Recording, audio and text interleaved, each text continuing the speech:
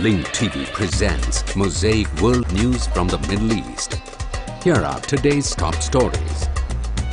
Syrian activists report a new massacre in Hama Province. Israel violates hunger strike agreement with continued punitive measures against Palestinian prisoners. And Benghazi residents protest unequal distribution of Libya's National Council seats. Mosaic, world news from the Middle East, begins now. The following program contains graphic scenes that some viewers may find disturbing. Viewer discretion is advised.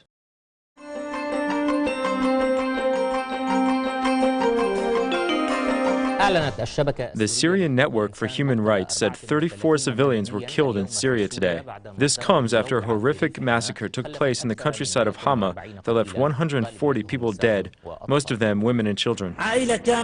An entire family was killed. This is a child Murhaf and his sister Sharima, and this is their brother Muhammad. Syrian dissidents are asking, what kind of beast is capable of slaughtering children and women in cold blood? 78 people, including 20 children and 25 women, were killed by Assad's brigades in Shabiha. They were either slaughtered or burned or shot in the village of Al-Qubair in the countryside of Hama. It is said the population of this village does not exceed 100.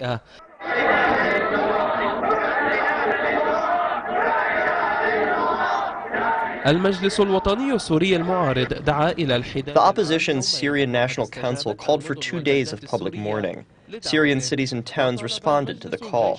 The council requested the Free Syrian Army to launch military attacks against regime forces in order to break the siege on the encircled regions and protect Syrian civilians as a response to the new massacre in Al-Qubair in the countryside of Hama. Meanwhile, to cover up the massacre, Syrian security forces barred the UN observers from entering the village of Al-Qubair. The head of the observers' delegation, Robert Mood, said he received information indicating the observers' safety would be at risk if they enter the village. Missiles and rockets fell on the city of El Hafa and the countryside of Hama, coinciding with the arrival of military reinforcements. In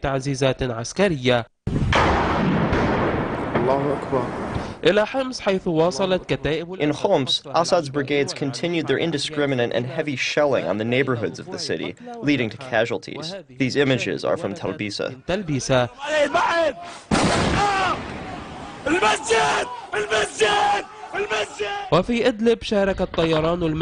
In Idlib, helicopters partook in the shelling of Jisr Shugur, and heavy machine guns were indiscriminately used on the residents' houses. In Daraa, fierce clashes erupted between Assad's brigades and army defectors, killing a number of soldiers from both sides.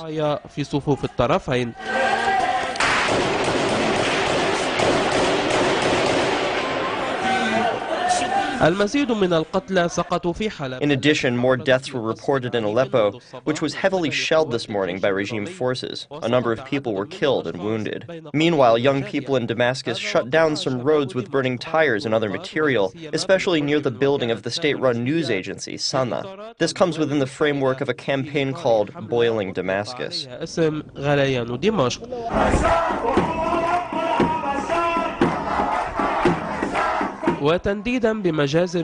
In condemnation of the regime's massacres against civilians, Syria's cities and towns rose up, and residents took to the streets in massive demonstrations, demanding that Assad step down.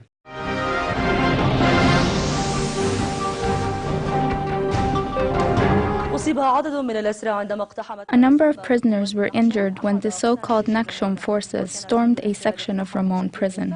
Occupation soldiers abruptly stormed Section 4 of the prison and conducted a search operation and provoked the prisoners. They assaulted and beat the prisoners and fired tear gas that ignited a fire in the prison cells. Many prisoners asphyxiated and were burned.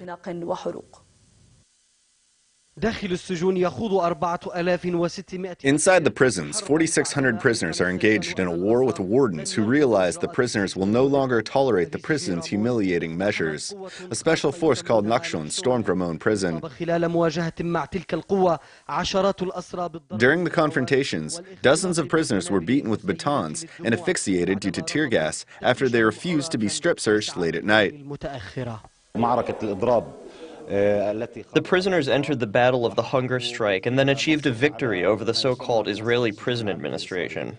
Yesterday they stormed Ofir prison, and today they stormed Ramon prison. This is snowballing. Their one and only purpose is to retaliate against the prisoners' national movement.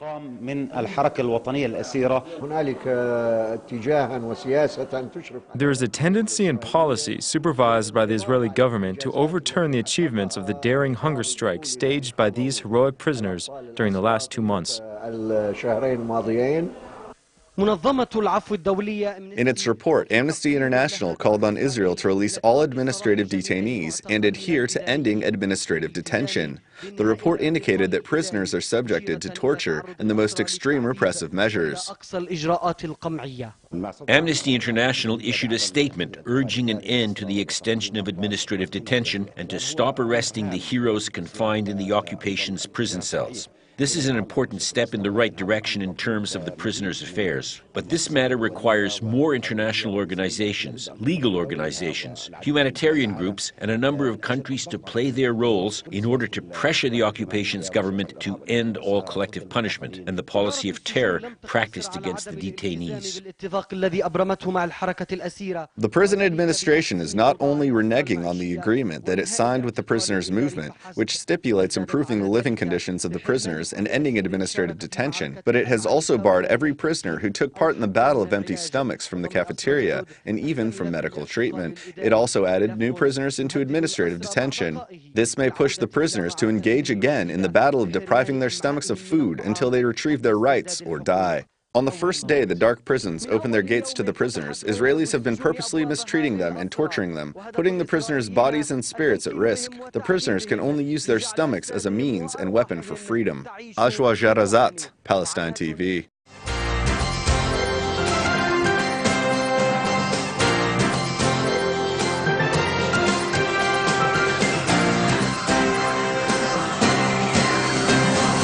Jerusalem District Court today rejected a petition filed by human rights groups to bar the expulsion of migrants from South Sudan. Court documents stated that the NGOs failed to provide evidence that the migrants would be in grave danger if they were forcibly returned to their native countries. Interior Minister Eli Yishai expressed satisfaction at the ruling, saying that he hopes that the legislation will serve as the first step toward the complete expulsion of the entire migrant population in Israel. Yishai called the ruling a precedent for the deportation of an additional 1,500 infiltrators from Eritrea and Sudan, and that the infiltrators should be removed from city centers and placed in tent camps until that time. The Interior Minister added that the nation is not going to war against the migrants, but is instead in a battle to preserve the Zionist and Jewish dream in the land of Israel. Shortly after using threats to successfully block the settlement regulation bill, Prime Minister Benjamin Netanyahu is attempting to deflect his right-wing critics by promising hundreds of new housing units in the territories, causing anger in Washington. More in this report from IBA's Eli Wogelenter.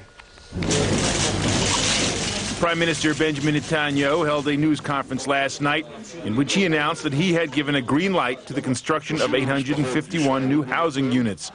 The move follows yesterday's vote in the Knesset when a bill was defeated which would have allowed families from the Ulpana neighborhood in Beit El to remain in their homes.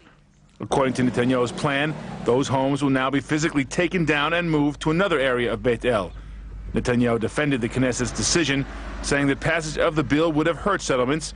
Said Netanyahu, Beit El is not getting smaller, it's getting bigger. Beit El will be expanded. But his effort to defuse the political furor was met with resistance by the United States. State Department spokesman Mark Toner said it was contrary to efforts to restart peace talks with the Palestinians. Our position on settlements remains unchanged. We do not accept the legitimacy of continued Israeli settlement activity. We've seen these kinds of actions in the past. They are not constructive, and they simply are another roadblock, if you will, in getting both sides back to the negotiating table. The new housing announced by Netanyahu calls for 300 units to be built in Beit El and 551 units in Efrat, Gush Etzion, and Karnei Shomron. In the meantime, the move of the Olpana residents, which must, by court order, take place by July 1st, is already in motion. Netanyahu plans to establish a committee which will handle aspects of the move, including temporary relocation of the families and the practical aspects of the dismantling and reconstruction of the buildings.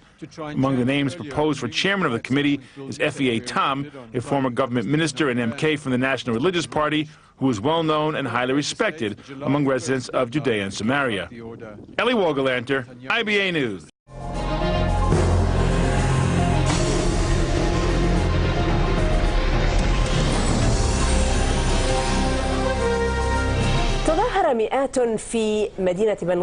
Hundreds of people demonstrated in the Libyan city of Benghazi yesterday, demanding a fair redistribution of the public national conference's seats among all Libyan regions. The protesters believe the current distribution of seats is prejudiced, as it is based on the population density and may lead to the monopoly of political decisions. In addition, the protesters expressed their intention to boycott the anticipated parliamentary elections if their demands are not met.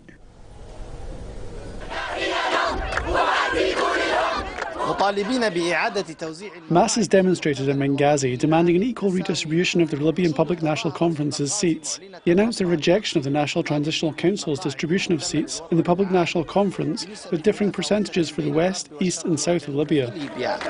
The seats of the Public National Conference should be distributed equally among the regions. The Transitional Council should understand that this is a conference of the constituents, not parliament. Its seats should be distributed according to numbers or geographic factors. We are not separatists. We are for justice and equality.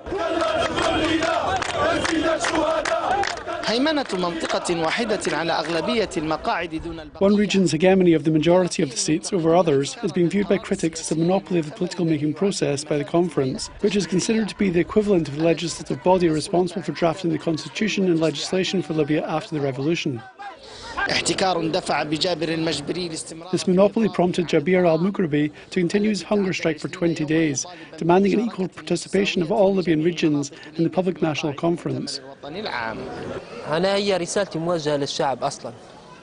My message to the people is this: we must restore the spirit of love and tolerance shown in the beginning of the February 17th revolution. In addition, I demand a fair distribution of the National Conference's seats. During an interview with the press, a senior official admitted the current distribution is unfair, adding that a good citizen must not accept the injustice of the state.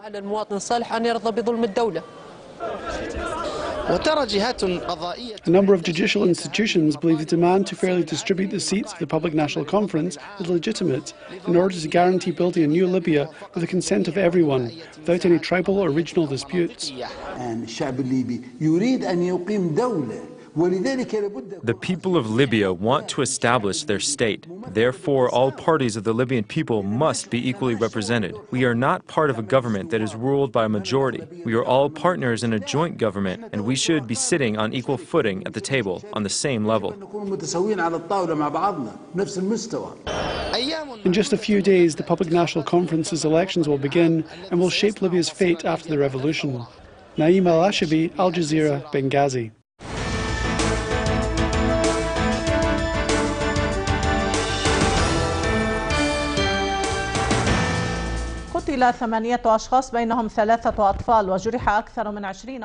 Eight people were killed, including 3 children, and more than 20 others were injured when an explosive device was detonated in front of a school teaching the Holy Quran in southwestern Pakistan. The police said the device, which was planted on a motorcycle, was set off from a distance in front of the school gate in the area of Quetta in Balochistan province. This happened as students were receiving their certificates. The police have begun investigating, but no group has yet claimed responsibility for the attack. Balochistan province, located at the border with Afghanistan and Iran, is considered a haven for the Taliban. Afghan President Hamid Karzai condemned the NATO airstrike conducted in the southern province of Logar that resulted in the death of 18 people, emphasizing that targeting civilians cannot be justified. Meanwhile, U.S. Secretary of Defense Leon Panetta arrived in Afghanistan on a surprise visit. The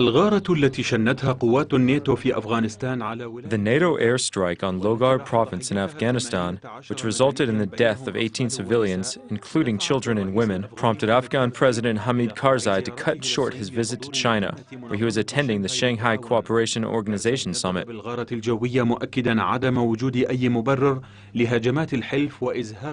Karzai condemned the airstrike, emphasizing that there is no justification for NATO's attack or for killing civilians and causing property damage. And every time NATO conducts an attack targeting civilians in Afghanistan, Washington sends a senior official to Kabul to consult with Afghan officials and apologize for the attack. وزير الدفاع الأمريكي ليون بانيتا وصل إلى أفغانستان في زيارة مفاجئة لإجراء محادثات. U.S. Secretary of Defense Leon Panetta arrived in Afghanistan in a surprise visit to hold talks with military leaders regarding the Logar airstrike. Amid the escalating violence in Afghanistan and the attacks by the Taliban, Panetta said the purpose of his visit is to get an assessment from American General John Allen, the commander of NATO forces in Afghanistan, of the ability to cope with the Taliban's threats and Haqqani fighters, referring to another network linked to Al-Qaeda. We have made that. It is hard to achieve peace in Afghanistan as long as there is a safe haven for terrorists in Pakistan. We made this clear before, and we will make this clear again. Washington's patience is starting to run out. يذكر أن قوات حلف الناتو قتلت عددا كبيرا من المدنيين الأفغان بينهم أطفال ونساء خلال غارات جوية. NATO forces have killed a large number of Afghan civilians, including children and women, in air raids that NATO claims are targeting Taliban gunmen. And every time, the Afghan government demands in vain the launch of an independent investigation into the massacres committed against civilians.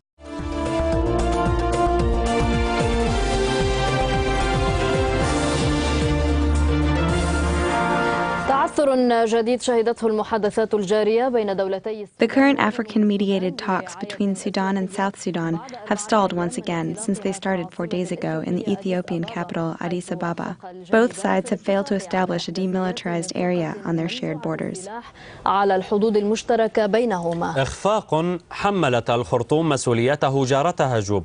Khartoum blamed its neighbor Juba for the failure. Meanwhile, observers believe that both sides do not wish to continue fighting in light of their current crises and the fear of UN sanctions if they fail to resolve their problems. Samuel Shnawi reports from Khartoum.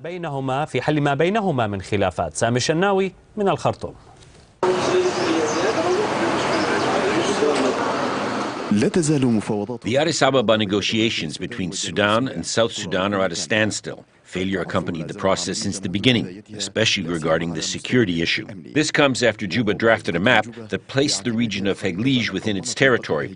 In turn, Khartoum reminded Juba that intransigence over the security issue will likely bring negotiations back to square one. At the same time, Khartoum is reiterating that it is committed to peace, not war.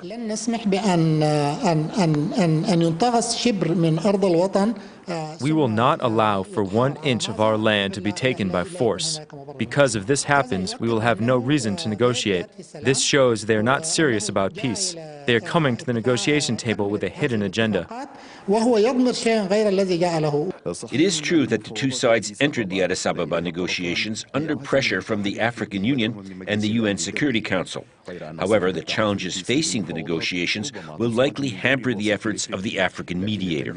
But according to observers, the threat of implementing UN Security Council resolutions will force both sides to resume talks and tackle the current obstacles.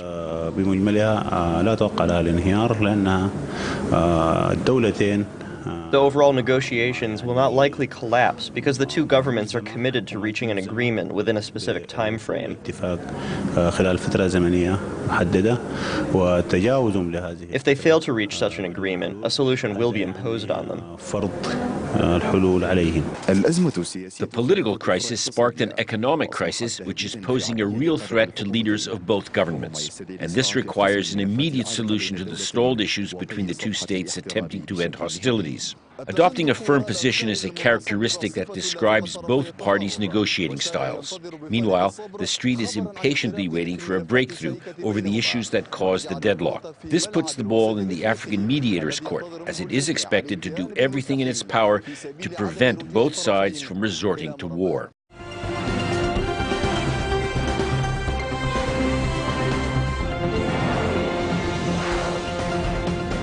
A top Iranian official calls on the P5+1 countries to recognize Iran's right to peaceful nuclear technology. The advisor to Iran's leader, Ali Akbar Velayati, says Iran has always lived up to its nuclear commitments.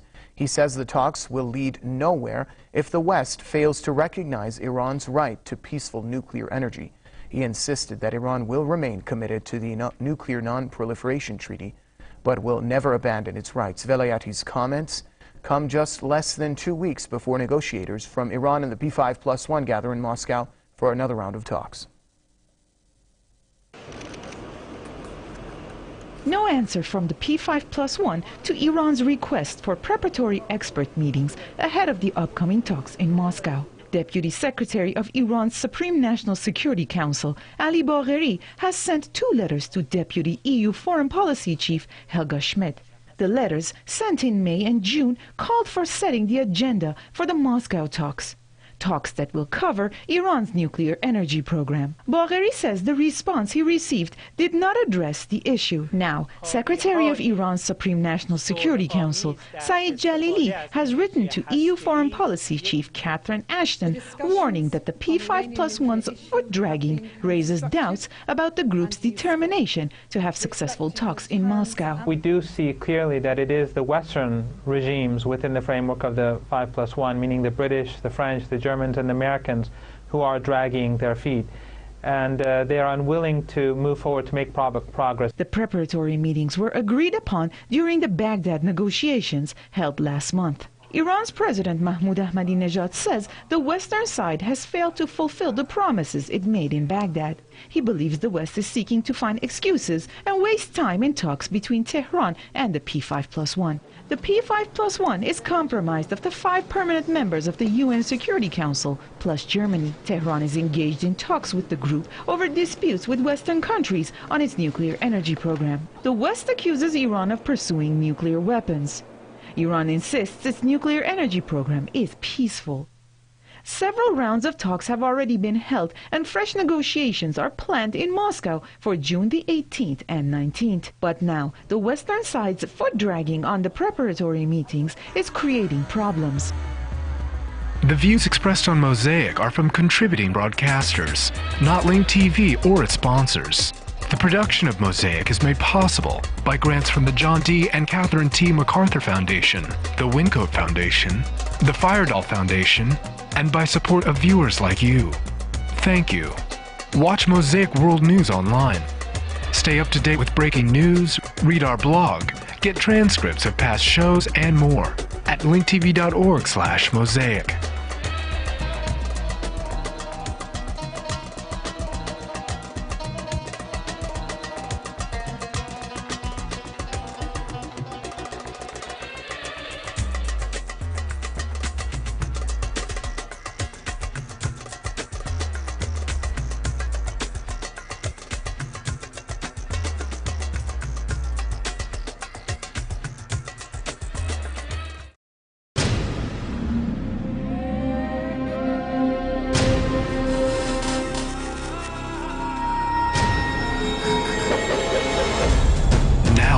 Airwaves, a global channel of uncompromising stories, world news, documentaries, entertainment, and culture. Link TV, connecting you to the world. For more information, visit linktv.org.